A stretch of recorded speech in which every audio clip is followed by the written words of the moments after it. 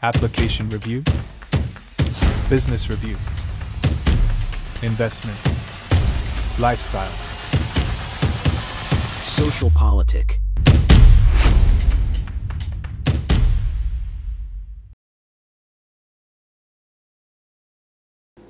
Halo Bapak Ibu, saudara-saudari sekalian, lovers and haters, salam cerdas Indonesiaku. Jumpa lagi kita pada kesempatan kali ini. Bagi Anda yang belum subscribe channel saya, silakan subscribe channel saya. Tekan loncengnya agar Anda dapat notifikasi setiap kali saya mengupload video-video saya. Oke, pada kesempatan kali ini saya akan membahas tentang situasi atau ekspektasi atau apapun namanya dari kubu 1, kubu 2 maupun kubu 3 dalam menyambut keputusan MK yang akan dibacakan hari ini juga. Ya, hari ini juga. Tentu masing-masing punya ekspektasi, ya, punya harapan dan punya keyakinan, ya. Ntar kita akan lihat masing-masing ya keyakinannya seperti apa. Oke, tapi sebelum itu kita lihat dulu nih beberapa hal ya, fakta lah ya. Di sini Sudirman Said baru beberapa hari lalu ya, dia mengakui, Sudirman Said ini dari kubu 01. Dia mengakui Partai Koalisi Perubahan tidak solid lagi. Ya, yang maju di MK nggak ada tuh kedengeran siapa gitu ya, sebut saja Partai Nasdem memberikan support, nggak ada. Atau Partai PKB memberikan support kepada kuasa hukum 01, saya nggak dengar gitu. Begitu juga dari kubu atau Partai PKS. Mungkin ada, tapi ya begitulah, seperti tercerai-berai. Ini diakui sendiri oleh Sudirman Said ya. Jadi kubu 01 sudah tidak solid ya. Kemudian, nah MK, nah ini kan berita kemarin ya, akan putuskan sengketa Pilpres ya. Tim Amin yaitu kubu 01 optimis gugatan dikabulkan. Optimis nih ya, ini Hamdan Zulfa ya, komandan hukum, kuasa hukum lah ya. Aduh. Optimis, ya setiap kubu harus optimis dong. Masa ada kubu bilang kami tidak optimis? Nggak mungkin lah. Walaupun dalam hatinya dia tidak optimis, tapi kalau memberikan pernyataan publik boleh dong. Namanya usaha untuk meyakinkan para pendukungnya supaya tidak patah harapan. Padahal harapannya sudah patah gitu ya. Oke deh, tapi kita hargai ya. Kalau orang mau optimis ya. Segalanya akan indah pada waktunya katanya, padahal tidak juga. Oke.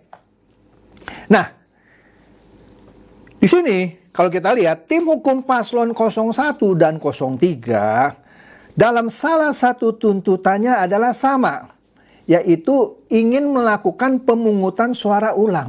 Lu gimana? Selisihnya jauh ya. Kita ngomong Prabowo 58, Ganjar di 16-an. Berapa persen itu? Sekitar 42%-an. Berapa puluh juta suara? Buktikan dong. Dicuranginya bagaimana suara itu diambil. Begitu juga ya antara kubu 01 dan kubu 02. Berapa itu? 30-an persen selisihnya. Ya. Terus mau minta pemungutan suara ulang. Ngimpi kali. Emang kalau beneran mau dilakukan pemungutan suara ulang, lu mau keluarin duitnya? Ya. Kita tahu ya, baik kubu 01 dan kubu 03 salah satunya berbicara mengenai bansos. Saya ada videonya yang menarik ntar soal bansos ya. Kubu 03 misalnya, dia ajukan saksi ahli Romo Magnis. Romo Magnis itu ahli filsafat, bukan ahli bansos. Bagaimana mungkin seorang ahli filsafat bisa mengibaratkan Jokowi itu seperti penjaga toko yang mencuri uang toko dan membagi-bagi ke rakyat gitu. Kemudian ketika ditanya, tahu nggak bansos itu sudah disetujui oleh DPR, dananya, peruntukannya kepada siapa aja, melongo Romo Magnis. Ya, kasihan juga ya. Oke, dan ntar kita lihat dah yang soal bansos. Lucu itu yang soal bansos. Lanjut. Nah, di sini Refli Harun ini kan katanya pakar hukum tata negara, tapi dia bukan pengacara yang sering bersidang lah di ini. Tapi oke lah, dia ada di tim hukum kubu 01, Anies Baswedan, Caimin, ya. Di sini Hasbil Mustaqim Lubis mencuit, bilangnya begini, makin kacau opini Anda, sudah jauh dari nilai-nilai konstitusi. Padahal Refli Harun ini kan pakar hukum tata negara yang ngerti konstitusi kan. Apa dia bilang? Kalau pemungutan suara ulang yang mereka minta kan. Dan di mana selain pemungutan suara ulang, di sini seakan-akan mereka mau minta 02 didiskualifikasi. Dari mana dasar hukumnya? Karena Gibran. Kalau Gibran lu permasalahkan, mestinya dari awal jangan bertarung dong. Ini sama aja kayak begini. Ada pertandingan ini umpama ya, pertandingan badminton antara desa A lawan desa B. Desa A menurunkan pemain muda. Yang B, desa B, anak kecil lah, kalah dia sama kita. Begitu bertanding kalah nih desa B. Alasan, wah ini yang si anak kecil ini dari desa A ini bapaknya kepala desa sih. Astaga. Kalau mau dari awal jangan bertarung. Enggak, tunda dulu ininya pilpres. Saya nggak setuju ini anak kecil ngikut gitu dong. Jangan udah kalah baru bilang ini anak kecil, anaknya kepala desa. Pret lu ah. Jadi di sini dia bilang ini, kalau pemungutan suara ulang hanya 01 dan 03. 02 nggak ada lagi katanya. Astaga, bisa amat ini ya pakar hukum tata negara yang namanya Refli Harun ngimpi seperti ini gitu. Kayak mimpi basah gitu dia ya. Terus dia bilang kita switch saja siapa yang menang, kita sudah cocok. Astaga. Jadi Refli Harun di sini ya dari tim hukum Amin dia berandai-andai jika MK putuskan dalam putusannya ini pemungutan suara ulang atau PSU. Lucu-lucu lu Refli Harun ya. Nah itu ekspektasinya Refli Harun. Aduh. Nah, menariknya Refli Harun punya pandangan, katanya nih ya, dia optimis ada 3 hakim MK yang bakal kabulkan gugatan PHPU. Aduh, dari 8 ya, kan aturan 9 ada 1, Anwar Usman tidak boleh ikut bersidang. Jadi tinggal 8. Suhartoyo kalau nggak salah sekarang jadi ketuanya. Dari 8 hakim Mahkamah Konstitusi, Refli Harun cuman optimis cuman ada 3 hakim yang bakal kabulkan. Sebut saja dissenting opinion gitu ya. Jadi 5 misalkan tidak kabulkan, yang 3 kabulkan. Ya tetap kalah lah. Ada 5 yang menolak, yang cuma 3 yang kabulkan. Ini misalnya sesuai pandangan dia ya. Saya bingung ya, kok cuman optimis 3 hakim bakal kabulkan, tapi sudah yakin. Kacau loh pandangan lo, Refli. Aduh, tapi gue suka juga pandangannya nyeleneh lah menurut saya. Yuk kita lihat nih ya, Refli Harun jadi tukang obat soal pemungutan suara ulang di video ini. Yuk kita lihat videonya, ini menarik videonya. Diskualifikasi kecurangan. Terima kasih ibu-ibu dan bapak-bapak sekalian. Perjuangan masih panjang. Karena seandainya permohonan kita dikabulkan, maka akan terjadi pemungutan suara ulang. Pemungutan suara ulang itu fase kedua yang kita harapkan. Kalau terjadi pemungutan suara ulang, siap memenangkan calon pemimpin yang amanah, siap memimpin Indonesia, calon pemimpin yang adil. Jadi kita berharap bahwa nanti yang menang adalah pemimpin yang amanah, sidik, fatona, tabligh. Allahu Akbar. Karena itu kawan-kawan semua, saya sudah ngomong dengan 03. Kalau kita nanti diadu 01 dan 03 dan 02 insya Allah diskualifikasi, saya bilang kita jangan mengulangi lagi kecurangan. Kita harus berkompetisi secara fair. Jangan pakai bansos lagi. Jangan jangan pakai kekuasaan istana lagi. Karena itulah yang merusak demokrasi kita. Kita mau berkompetisi secara bebas, fair, adil. Tapi istana cawe-cawe. Istana cawe-cawe. Jokowi cawe-cawe. Pemilu ini sudah tidak adil, saudara-saudara sekalian.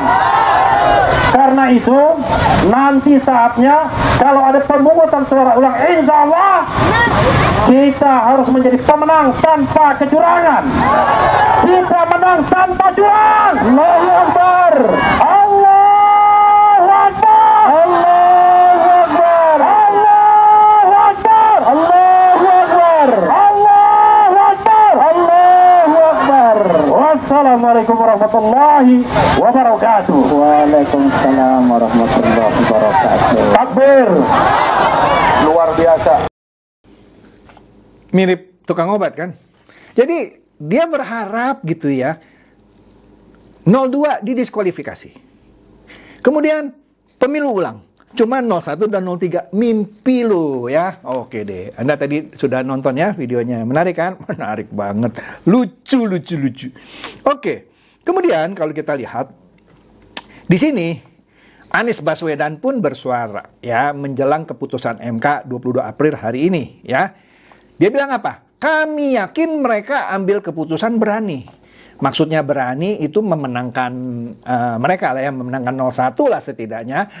Dan mengalahkan 02. Didiskualifikasi lah, apalah, pemilu ulang. Jadi Anies yakin, ya boleh aja kan kita bilang. Orang optimis, yakin kan terserah. Mana ada Anies Baswedan, kami tidak yakin mereka akan memihak kita. Ya pasti dia untuk menyemangati bilang, kami yakin mereka ambil keputusan berani. Kita lihat saja ya hari ini ya, sebentar lagi. Nah ini dia. Ini ateistan mencuit ya di Twitter ya. Dia bilang, tahukah Anda kenapa Anies Baswedan dan Ganjar Pranowo menolak kekalahan yang diumumkan oleh KPU? Nah ini kata ateistan, saya cuma baca nih ya. Bahkan ingin mendapat legitimasi pada apa itu official MKRI ya. Mendapatkan apa ya, penegasan dari Mahkamah Konstitusi dengan dalil hoax untuk salahkan penyelenggara pemilu, pemerintah, TNI dan Polri katanya ya.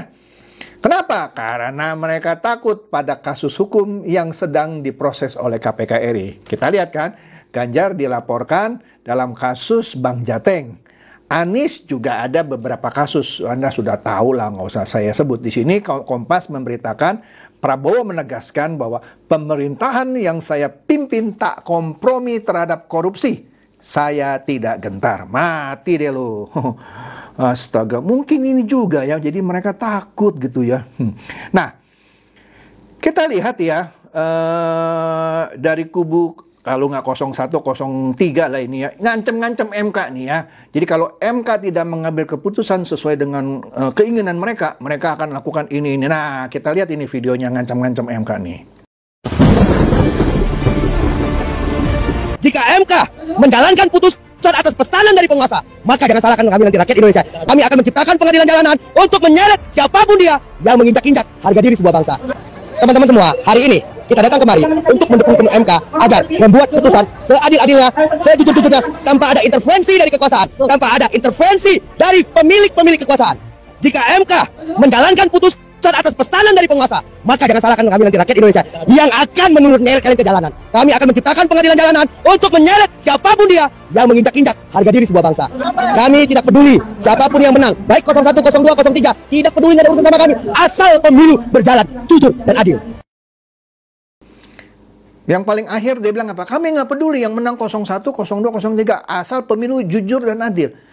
Ya sekarang jujur dan adil nggak? Ya lu buktikan dong. Jangan mau ngancem pengadilan jalanan ya. Kalau keputusan sesuai pesanan penguasa. Lah bagaimana lu? Nanti kalau 02 menang lu bilang lah itu pesanan penguasa.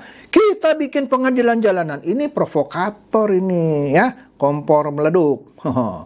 Oke deh, terserah lu. Nah, kita lihat nih dari kubu 02, adem-adem aja kubu 02.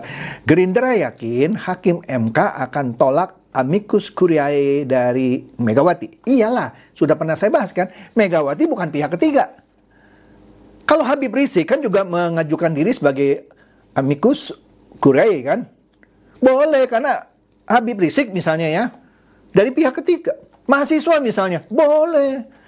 Meskipun demikian, MK sebenarnya tidak mengenal amicus curiae. Tidak ada. Kalau ada, buat apa ada sidang berhari-hari, kemudian ada pendapat si A, pendapat si B. Kalau 96 juta orang yang memilih 02, semua jadi amicus curiae, nggak pusing tuh MK. Ya jadi Gerindra yakin MK akan tolak amicus curiae dari Megawati, karena dia bagian dari kubu 03, bukan pihak ketiga. Bukan pihak yang di luar kubu 1, 2, atau 3. Jadi ya, nggak ada artinya itu amicus curiae dari Megawati. Sorry nih. Oke. Nah, kita akan lihat begini. Kan baik 01 dan 03, terutama 03 nih ya, yang ngomongnya kenceng mengenai gara-gara bansos ini jadi 02 menang. Padahal di Aceh dan di Sumatera Barat, bansos juga dibagikan ya. Yang menang Anies Baswedan dan Caimin. Artinya, salah dong lu punya teori. Kalau bansos dibagikan semua provinsi 02 menang, boleh deh. Walaupun juga harus dibuktikan. Itu ada dua provinsi tidak terbukti. Jadi bagaimana? Nah, kita akan lihat justru kubu 03 yang paling banyak juga bagi-bagi bansos. Nggak percaya? Yuk, aduh. Daripada saya ngomong bohong, kita lihat nih videonya. Yuk.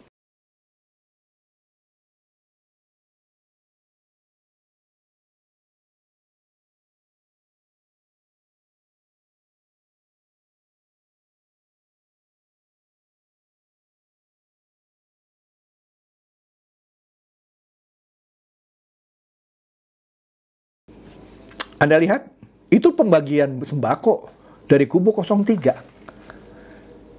Udah bagi-bagi sembako kalah lagi. Aduh, bikin malu gitu. Terus lu bilang negara bagi bansos yang curang 02. Astaga. Dunia nggak terbalik nih. Astaga. Oke deh, itu saja. Yuk, mari kita nantikan keputusan MK hari ini ya. Kita lihat apakah ekspektasi dari masing-masing kubu terpenuhi. Ya pasti nggak semua harapan dari kubu 1, 2, 3 terpenuhi semua. Pasti cuma 1. Nggak mungkin 3-3-nya terpenuhi. Oke? Itu saja dari saya. Semoga ini mencerdaskan dan mencerahkan Anda semua. Silakan share video saya ini kepada teman-teman, sahabat, atau kerabat supaya mereka tambah cerdas dan tercerahkan. Seperti biasa, terima kasih.